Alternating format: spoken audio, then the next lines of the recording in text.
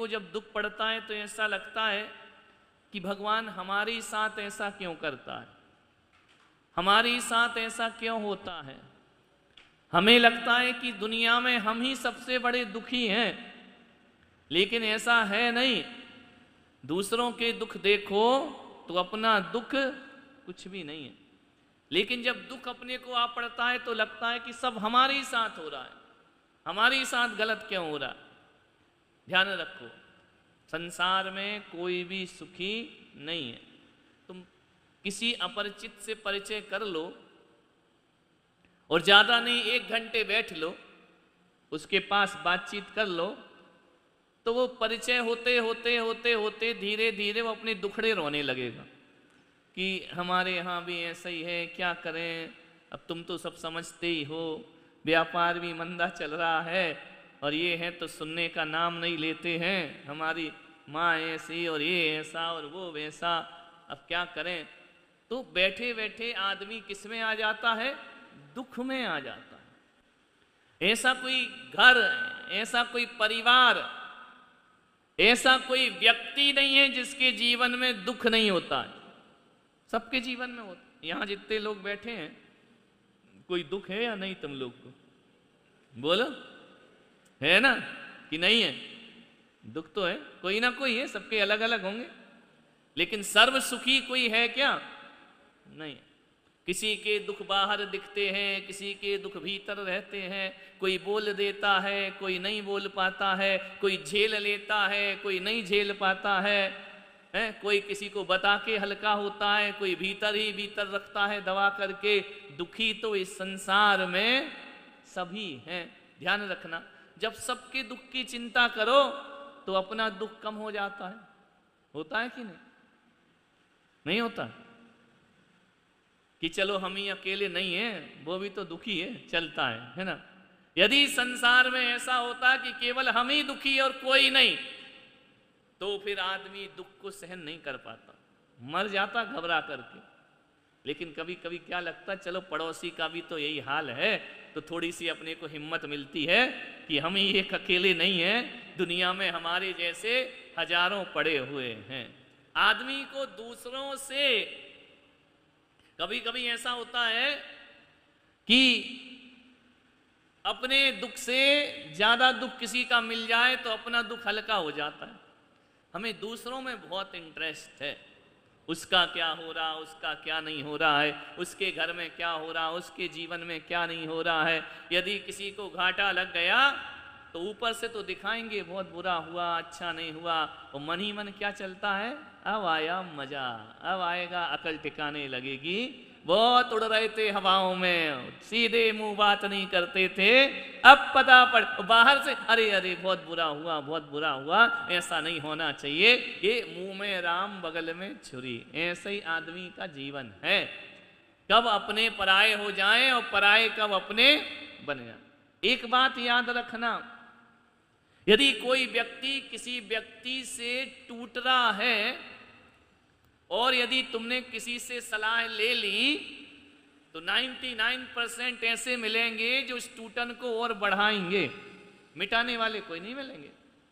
1-8% कभी मिल जाए किस्मत से कि भाई अच्छी बात नहीं है, ये सब होते रहता है, टूटो मत आपस में। लेकिन नहीं, वो तो तैयारी बैठे कि हाँ तुम टूटे, कि हम तो बिल्कुल कुल्हाड़ी लिए बैठे हैं कि एक दिया तो और 2 टुकड़े हो जाएं। किसी से रिश्ते टूट रहे। अकेला कब पड़ता है आदमी, अकेला कब पड़ जाता है मालूम है? जब वह अपनों से टूटने की सलाह गैरों से लेता है। किससे लेता है? पड़ोसी से। यार हमारे वो रिश्तेदार ऐसे हैं, अब तो ऐसा लगता है उनसे रिश्ते ही मत निभाओ, उनके पास जाना ही नहीं चाहिए, मिलना ही नहीं चाहिए। तो वो और तैयार बैठा है कि हाँ बिल्कुल ऐसा ही है, तुम क्यों निभा रहे हो। ध्यान रखना, वो कोई तुम्हें सांत्वना देने को नहीं बैठा है। टूटे हुए रिश्तों को और तोड़ते हैं लोग, अलग अलग करना चाहते हैं लोग। ध्यान रखना, ये दुनिया है। इस दुनिया में आदमी को दूसरे की तबाही पे बहुत मजा आता है, दूसरे की बर्बादी पे बहुत मजा आता है। दूसरे का सत्यानाश हो तो ऐसा लगता है कि मजा आ गया, अब हम राजा बन गए, वो फकीर बन गया।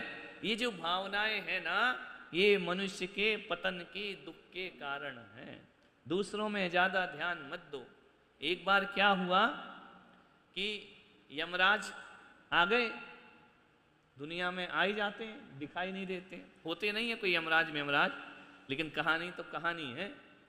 अपन जब निपट गए तभी यमराज आ गए, और क्या समझे। तो यमराज आए एक सेठ की दुकान पे, तो सेठ के तो पसीने छूट गए कि यार इसका मतलब है कि आज अपना नंबर आ गए, अब चलो। यमराज खड़े हैं सामने। यमराज ने कहा नहीं नहीं नहीं, तुम घबराओ मत सेठ, टेंशन मत लो, हम तुमको लेने नहीं आए हैं, हमको तो प्यास लगी थी तो पानी पी लिया, हम जा रहे हैं। बोले नहीं यमराज देखो सही बताओ। बोले बिल्कुल सही, नहीं नहीं ले जाएंगे तुमको। लेकिन यमराज ने कहा कि एक बात याद रख कि घबरा मत, एक दिन हम आएंगे जरूर, नहीं आएंगे ऐसा भी नहीं है, और आज ही ले जाएं, अभी तू ऐस कर ले, थोड़ा जो करना है कर ले। कहते हैं 2 4 5 साल बीते, यमराज आ गए। उसने कहा यार कि अब तो ये दोस्त है, ऐसे ही आ गया होगा बात करने। यमराज ने कहा भैया अब तो क्या, खुद आरजू खुदा से करो बंदे से नहीं, और दोस्ती हमसे करो धंधे से, अब तो अपने चलने का समय आ गया। तो यमराज से उस आदमी ने कहा यार कुछ तो मोहलत दो। तो यमराज ने कहा एक काम कर, मैं तुझे 5 मिनट का समय देता हूं, और एक डायरी दे दी यमराज ने उसको, एक पेन दे दिया। 5 मिनट में तुझे जो लिखना हो डायरी में लिख ले, 5 मिनट का समय है बस, उसके बाद तेरा टाइम हो जाएगा। बोले ठीक है यमराज, चलो इतनी मोहलत तो दे दी कि 5 मिनट में मैं कुछ तो अपने अरमान लिख लूंगा, मेरी भावना क्या है, मेरी इच्छा क्या। यमराज का जल्दी कर, ज्यादा बात मत कर, टाइम हो रहा है, यहाँ विधान भी होना है ना, तो जल्दी बता क्या करना है। तो बोले दो डायरी दो। जैसे ही डायरी का पहला पेज खोला तो उसमें लिखा था पड़ोसी की तरक्की होने वाली है। क्या लिखा था? पड़ोसी की, अब तुझे जो लिखना है लिख फटाफट। उसने कहा यमराज निवेदन है तरक्की रुक जाए। अच्छा, पहली लाइन लिख दी। अगला पेज पलटा, बोले तेरा जो दोस्त है वो मंत्री बनने वाला है। उसने लिख दिया यमराज प्लीज चुनाव हार जाए। अब देखो मर रहा है और वो लिख रहा अपनी जिंदगी के बारे में। अच्छा, बोले कि चल तीसरा पेज खोला, पड़ोसी के यहाँ 80 लाख की मर्सिडीज आने वाली है, यमराज प्लीज एक्सीडेंट हो जाए। अरे 3 पेज हो गए। यमराज ने कहा भाई जल्दी भर, क्या लिख रहा है? बोले चिंता मत करो, जो मैं लिखूंगा वो होगा कि नहीं? बोले होगा, पक्का होगा। बोले अच्छा। बोले यमराज ने कहा कि देख तेरे रिश्तेदार के यहाँ लड़की की शादी होने वाली है, कैंसिल हो जाए, किसी भी तरह से उसकी शादी नहीं होना चाहिए। अब और कुछ लिखना बाकी है क्या? बोले यमराज कितने मिनट बचे? बोले 1 मिनट बचा, जो लिखना है लिख दे। तो यमराज अगला पेज उसने लास्ट वाला पलटा, सेकंड लास्ट पेज, उसमें कहा कि देख भाई पड़ोसी की लॉटरी खुलने वाली है और करोड़ों रुपए उसे मिलने वाला। अरे यमराज प्लीज मैं मर रहा हूं, ये क्या सुना रहे हो तुम? ऐसा करो उसका सत्यानाश हो जाए। अब यमराज ने कहा डायरी इधर ला, इधर ला। अरे बोले मेरा तो लिखा ही नहीं। बोले मैंने तुझे 5 मिनट दिए थे, अब मेरे पास वक्त नहीं है। कितने मिनट दिए थे? 5 मिनट। अरे बोले प्लीज 1 सेकंड। बोले बिल्कुल नहीं, छीन ली डायरी। बोले चल खेल खत्म। अब बताइए, यमराज ने डायरी पलटी। बोले मूर्ख, 5 मिनट तूने दूसरे में लगा दिए और अपना तो तुझे कुछ ख्याल है ही नहीं कि तूने अपने लिए क्या मांगा, क्या सोचा? सत्यानाश, बर्बादी, शादी रुक जाए, एक्सीडेंट हो जाए, ये विचार कर रहा है। अब सोच पागल, 5 मिनट का समय है, वो भी तूने दूसरे में डाल दिया, अब तेरी जिंदगी खतरे में पड़ गई। मरते समय तो अच्छे विचार बनाता, स्वर्ग जाता, कल्याण होता। यमराज ने पकड़ी उसकी गर्दन और लेकर के नरकों में पटक दिया। मरते समय भी आदमी के शुभ भाव नहीं है, वो सत्यानाशी बर्बादी ही मांगता है। विचार करिए आप, ये कोई जोक नहीं है, ये हंसने की कहानी नहीं है। क्या भरोसा अपने पास ही 5 मिनट बचे हो? कोई भरोसा है क्या? फिर कितना भी रो, कितना भी गिड़गिड़ाओ, कितना भी आंसू बहाओ, please Yamraj 1 second, 1 minute, Yamraj देने वाला। अब सोचो कि सुबह से शाम में पूरे जीवन की डायरी में हम कितना अच्छा लिखते हैं। क्या लिखते हो? भगवान प्रकट हो जाए, वरदान मांगे, तो तुम अपने लिए सुख नहीं, पड़ोसी के लिए दुख मांग लोगे कि उसका सत्यानाश हो जाए, उसकी बर्बादी हो जाए। अपने लिए तो आदमी के पास टाइम ही नहीं है। ध्यान रखना। तो ये जो पूजा है, ये पाठ है, ये विधान है, ये जो भी चल रहा है ना, ये डायरी में अपने लिए लिखने के लिए चल रहा है, दूसरों के लिए नहीं चल रहा। अपना ऐसा पुण्य अर्जित करो कि उसका फल केवल अपने को ही। अब सुबह से शाम बताओ, तुम लोग अपने बारे में सोचते हो या दूसरे के बारे में? सुबह से शाम बताओ।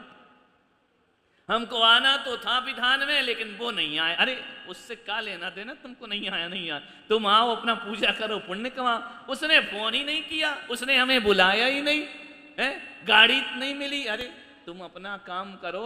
5 मिनट के लिए डायरी मिली है जिंदगी की, कितने मिनट के लिए? क्या लिख रहा है उसमें दुनिया भर का? अब भी चला चली का मेला हो जाएगा, खेल खत्म हो जाएगा। विचार करो, यहां बैठ के भी, पूजा में बैठ के भी किसका ध्यान कर रहे हो? दूसरे का, पड़ोसी का। आज ही पार्सल आया, बिकेगा या नहीं बिकेगा, कस्टमर आएंगे या नहीं आएंगे। अरे 5 मिनट की डायरी बची है, समय कहाँ है अपने पास? ये मेरा, वो मेरा, ये उसका, वो उसका। जिंदगी का कोई भरोसा नहीं है। ध्यान रखना, मनुष्य भव मिला है, मनुष्य जीवन मिला है। भगवान के चरणों में बैठकर अपनी प्रार्थना करो कि हे भगवान, मुझे सद्बुद्धि दो, मुझे ज्ञान प्रदान करो, मुझे सामर्थ्य प्रदान करो दुख सहने का। और जब अच्छे दिनों में मैं तेरे मंदिर में दौड़े दौड़े आता था, तो आज दुख के दिनों में भी मैं तुझसे दूर ना रहूं। इतना ज्ञान मुझे प्रदान